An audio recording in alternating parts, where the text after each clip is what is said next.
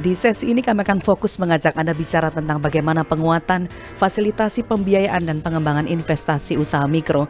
Karena kalau kita lihat sebenarnya pelaku UMKM di Indonesia merupakan sesuatu kekuatan. Ingat ketika kita berada pada kondisi krisis ekonomi, UMKM lah yang kemudian memberikan kekuatan ekonomi di tanah air. Nah, bagaimana pula program-program yang sudah dibuat oleh pemerintah untuk memastikan bahwa mereka mendapatkan akses pendanaan yang cukup untuk pembiayaan, pengembangan usaha mereka, dan sekaligus investasi di usaha mikro ini. Kami akan membahasnya lebih jauh dalam perbincangan kali ini, pendengar, dalam Indonesia Menyapa Pagi bersama dengan Asisten Deputi Pembiayaan Usaha Mikro dari Kementerian Koperasi dan UKM Republik Indonesia. Sudah hadir di studio RRI Pro 3, Insinyur Iren Suryani MM. Selamat pagi, Assalamualaikum Bu Iren, apa kabar? Selamat pagi, Waalaikumsalam warahmatullahi wabarakatuh. Alhamdulillah, baik. Baik, termasuk UKM kita kondisinya juga baik-baik saja ya? Insya Allah. Insya Allah. Nanti Ibu pasti udah punya banyak data soal bagaimana sebenarnya pembiayaan terhadap UKM kita, karena ini penting supaya kita bisa tahu sudah terserap belum, siapa yang memanfaatkan, kemudian aksesnya mudah atau tidak, dan program-program apa saja yang selama ini sudah dimiliki pemerintah untuk membantu para UKM ini. Nah, ini supaya awalnya dulu ada gambaran dulu ya Bu Iren ya. Seperti apa sih sebenarnya program-program yang sudah dirancang dan sudah dijalankan ya, tidak sekedar dirancang, tapi sudah dijalankan oleh pemerintah termasuk tentu dari Kementerian Koperasi ini. Terkait dengan pembiayaan ya. Terkait pembiayaan Ibu. Baik, terima kasih. Bu Mohon maaf supaya Esti. mikrofonnya bisa suara terdengar dengan jelas. Kedengaran? Oke, ya silakan Ibu. Terima kasih Bu Esti, Bapak Ibu sekalian. Terkait dengan pembiayaan, mungkin sumber-sumbernya itu sangat banyak. Mulai dari yang dibiayai melalui APBN, APBD, dan juga kombinasi antara APBD, APBN dan juga swasta. Nah, ini sumber-sumber pembiayaan mungkin sebagai contoh yang dibiayai dari APBN itu terkait dengan mungkin bantuan sosial yang pernah Bapak Ibu dengar. Nah, ini biasanya berada di Kementerian Sosial. Contohnya mungkin program PKH, itu salah satu model pembiayaan dari dana-dana sosial. Kemudian contoh lainnya itu adalah dari dana kemitraan atau bina lingkungan. Nah, ini berasal dari swasta maupun dari BUMN. Kemudian program-program yang dari APBN ini berada di BLU, Badan Layanan Umum yang dikelola oleh pemerintah. Salah satu contoh mungkin dari PIP, itu dari Kementerian Keuangan. Kemudian BLU LPDB KUMKM, nah itu dari Kementerian Koperasi UKM. Kemudian ada juga BLU yang dikelola oleh Perikanan, dan itu ada beberapa lagi yang lainnya. Kemudian ada juga yang dari APBD, itu biasanya mereka menempatkan dana di bank pembangunan daerah masing-masing. Mungkin saya beri contoh, misalnya di Jawa Barat itu dikenal dengan kredit mesranya ya. Itu ada, dan beberapa BPD juga ada seperti di Jawa Tengah, Jawa Timur, dan termasuk juga Bali yang terinfo ke kami. Nah, itu biasanya pembiayaannya itu diberikan kepada pelaku usaha mikro dengan bunga yang cukup murah, dan biasanya itu bisa diakses sampai dengan 50 juta untuk anggaran yang disediakan oleh pemerintah daerah. Kemudian juga ada pembiayaan lainnya dari pihak swasta, mungkin kredit-kredit UKM yang bisa kita lihat seperti kredit komersil. Itu memang ada peruntukannya untuk para pelaku UMKM. Nah, ini mungkin seluruh perbankan mengalokasikan anggaran untuk pelaku UMKM. Mungkin kalau kredit komersil ini bunganya bunga yang berlaku di pasar, jadi antara 11 sampai dengan 15%. Kemudian ada juga kredit yang dari program pemerintah. Contohnya itu adalah kredit usaha rakyat, KUR, mungkin sudah dikenal oleh Bapak Ibu sekalian. Nah ini kredit, kalau saya bilang ini kredit berbiaya murah, ini adalah salah satu kepedulian pemerintah terhadap pelaku UMKM. Karena bunganya ini sekitar 6% ya, 6% untuk akad pertama, karena mulai tahun 2023 program KUR itu bunganya mulai berlaku berjenjang. Jadi awal kreditnya mungkin 6%, kemudian apabila sudah lunas maka mengambil kembali itu naik menjadi 7%. Jadi sampai dengan 9% berjenjangnya. Kemudian di sini pemerintah memberikan subsidi bunga. Jadi ada selisih bunga yang dibayarkan oleh pemerintah kepada para penyalur, sehingga penyalur juga ikut menyalurkan program kredit usaha rakyat. Kemudian selanjutnya pembiayaan lainnya itu juga ada dilakukan oleh lembaga keuangan lain ya, sebagai contoh misalnya modal ventura, penggadaian, kemudian ada juga koperasi simpan pinjam, kemudian ada juga leasing, penggadaian, kemudian juga ada dana mal yang disediakan dari berbagai macam keagamaan. Mungkin saya ambil contoh untuk yang Islam ya, itu ada wakaf, kemudian ada dana-dana zakat, infak, sedekah itu yang dikelola oleh satu lembaga, itu perizinannya harus dari Kementerian Agama. Nah itu juga bisa dimanfaatkan oleh para pelaku UMKM. Jadi sebenarnya sumber pembiayaan sangat banyak yang bisa diakses, yang mendekat kepada para pelaku UMKM juga sangat banyak. Mungkin yang terkait program hanya program kredit usaha rakyat. Yang lainnya disediakan misalnya BPR. BPR juga dekat dengan pelayanan dengan masyarakat, koperasi simpan pinjam juga. Cuman memang untuk mengakses pembiayaan tersebut, kalau koperasi berarti harus jadi anggota ya, dari koperasi harus jadi membernya. Ya. Nah kemudian kalau BPR mungkin juga ada di sekitar para pelaku UMKM, itu juga bisa diakses. Cuma persoalan terkait dengan bunga, ini seperti PNM ya, PNM yang di PNM Mekar itu bunganya memang cukup dianggap tinggi. Kenapa? Karena di situ ada ada pendampingan. Jadi di situ para pelaku UMKM khususnya ibu-ibu, biasanya Mekar itu digunakan oleh ibu-ibu rumah tangga yang mempunyai usaha. Nah itu biasanya dilakukan pendampingan. Jadi pendampingannya itu bagaimana mereka memanfaatkan uangnya, kemudian bagaimana pencatatannya. Nah itu di situ didampingi oleh pendamping yang ada di PNM yang menangani program Mekarnya seperti itu. Oke. Jadi dari sekian banyak program itu yang paling populer emang yang KUR ya Bu ya? KUR. Itu kondisi saat ini. Kenapa jadi idola KUR ini? Karena bunganya atau memang mudah persyaratannya? Kalau bunga karena itu tadi disubsidi ya. Jadi itu berbunga rendah. Cuman aksesnya juga sebenarnya sangat mudah karena setiap sekarang kondisi penyalur KUR ada 45 ya yang masih aktif, 45 penyalur KUR.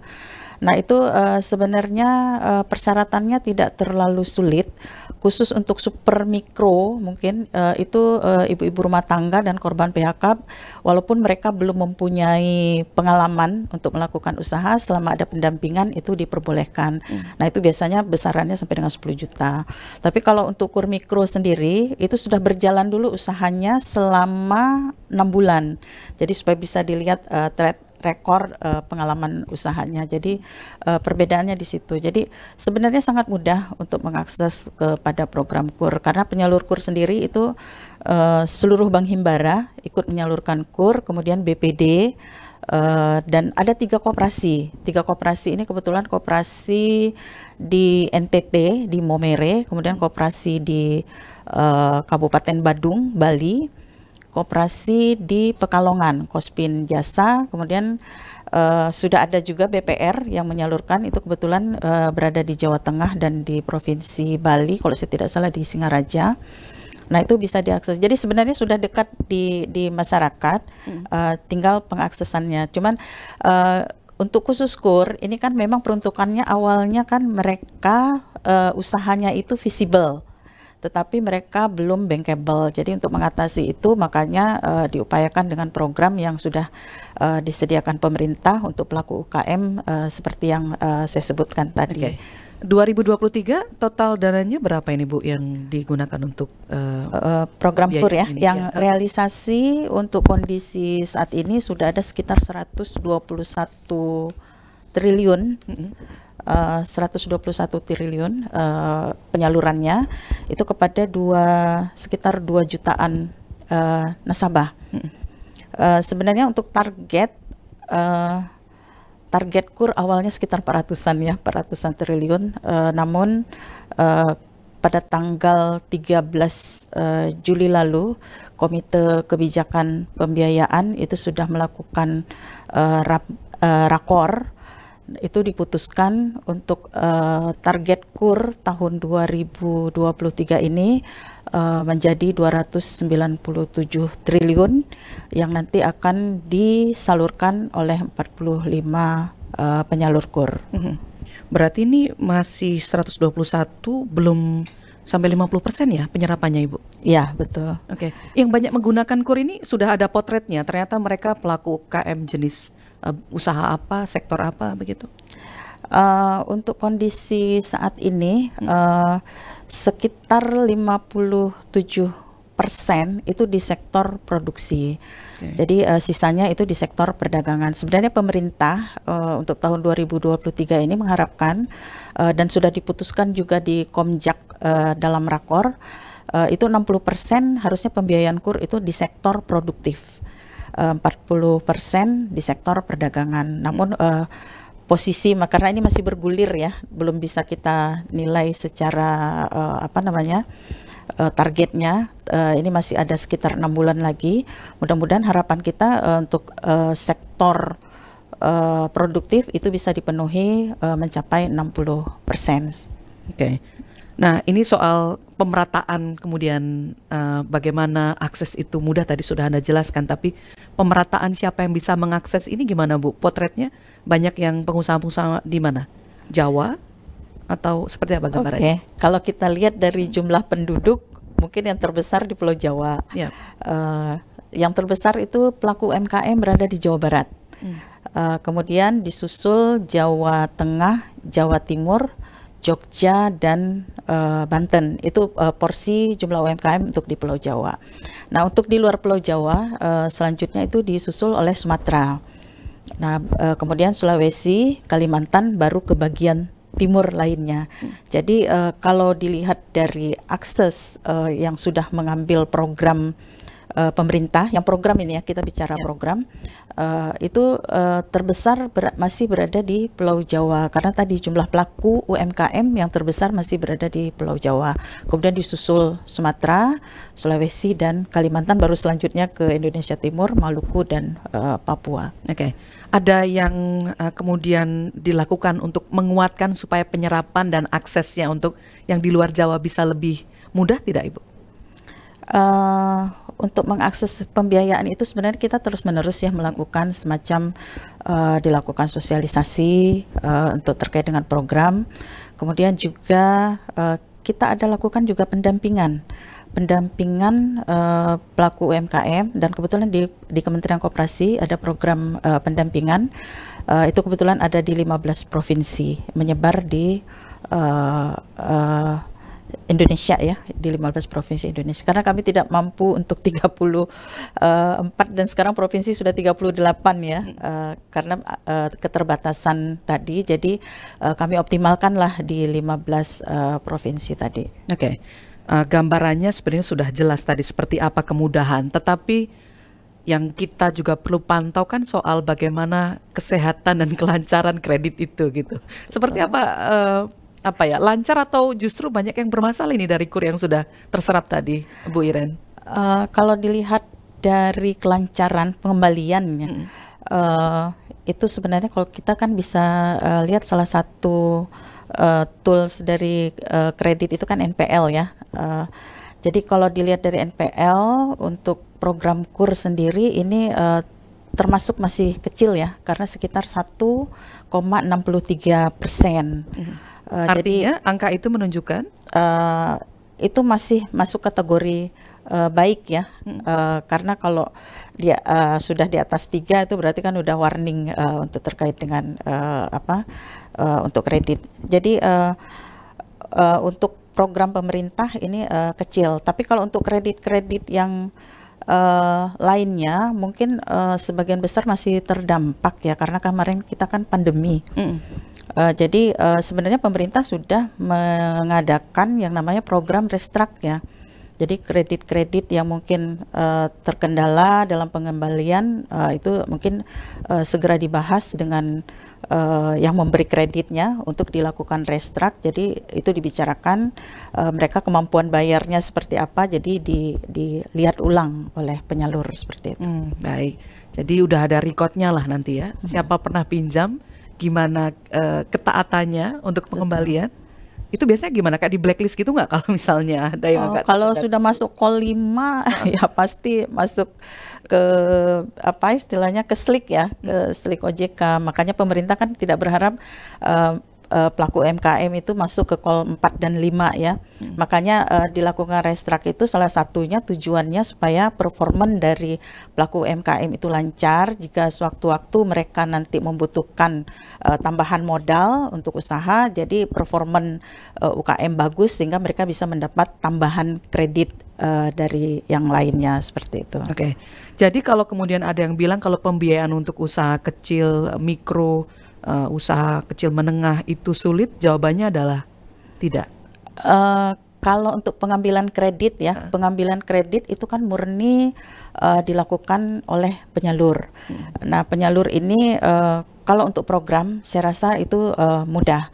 Tetapi mungkin yang di luar program untuk yang komersil itu biasanya para pemberi kredit itu melihat performan dari pelaku UMKM karena dilihat dari kemampuan bayar mereka dan itu memang harus dinilai karena uang yang diberikan kredit itu kan uang masyarakat yang ditempatkan di lembaga pembiayaan seperti itu. Jadi mereka mungkin khususnya komersil kehati-hatiannya tetap dijaga seperti itu biasanya. Baik, kita ajak pendengar yang pelaku UMKM untuk bisa sharing juga bersama kita masih dalam dialog UMKM kerjasama Kementerian Koperasi dan UKM dengan Radio Republik Indonesia.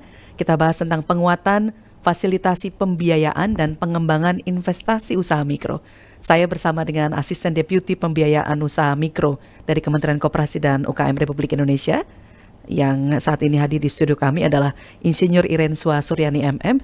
Anda bisa bergabung ya, kami buka line teleponnya. Silakan di 021 352 3172, bisa juga di 021 384 4545 atau 021 386 2375 atau di 021 386 6712. Yang pertanyaan akan Anda sampaikan melalui WhatsApp juga kami buka, silakan di 081 399 399 888. Perbincangan ini akan berlangsung sampai nanti menjelang pukul 11 waktu Indonesia Barat ya. Jadi silakan. Untuk yang mau curhat boleh ya Bu? Boleh.